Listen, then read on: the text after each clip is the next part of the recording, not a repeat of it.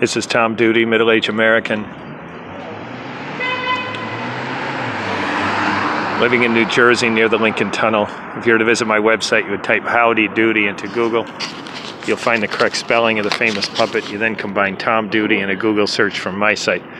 I'm on 33rd Street in Manhattan in a line that's possibly longer than I have time for. I have 40 minutes trying to get some food before I do my deliveries on Saturday.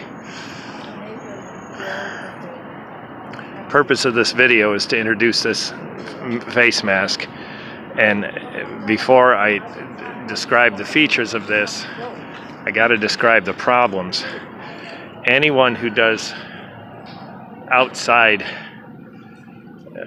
aerobic activities when the weather's cold knows that snot is a problem. So I don't think, even though those, snowmobilers have like a snot rag on their glove, it's disgusting. So people who understand this might not understand what I'm about to describe. Because I, as a delivery person, I go from, I'm not calling it strenuous activity. It is aerobic activity, but it's not strenuous. I sometimes get warm and I have to take off my jacket. But if my body temperature rises too much, I just slow down. Nonetheless, it is light aerobic activity. When the weather's cold, I get to a building, and now I'm inside, from outdoor cold temperatures to inside. This is time for snot to flow. This is a disaster in this time of prevention with COVID-19. It is a reason I have stayed away from a mask of any kind.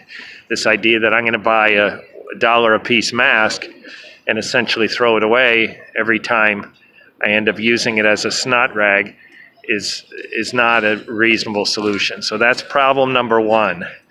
How do I have some kind of mask while allowing me to keep my face, mouth, nose clean, and also have a clean mask? I don't want a dirty mask on my face. Dirty is a contaminated mask. As soon as I put it on my face, especially if I drop it down on my chin, by my sense, this is now contaminated. Okay. The other problem is availability. Even if you wanted to throw $1 and go through 20 a day, they're just not available. And if I'm a food delivery person using 20 of them a day, that isn't fair to the people who need them more, the people that are in the higher risk situations. So with those problems stated, this is my debut. And I haven't gone through a day of deliveries yet. I'm just taking this opportunity because I'm in line. So I'll describe what I have here. The idea is, it wasn't really on right, that the same sheet, this is just a alcohol-free, fragrance-free, color-free, lotion-free wipe. It happens to be a baby wipe. They're called water wipes, and they're at Target. They end up being about $0.05 a piece. So the idea is I now have a snot rag, so I can, when I take this off, which will be when I finish shopping, finish in the grocery store, I will, use it and blow my nose. I have a system to keep them, gather the trash on the basket of my share bike, my blue City Bike share bike, New York City share bike.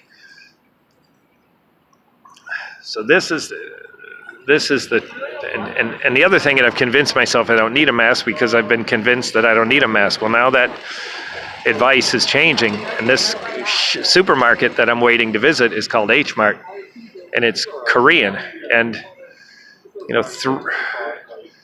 nearly 100% of the people in line here are Asian.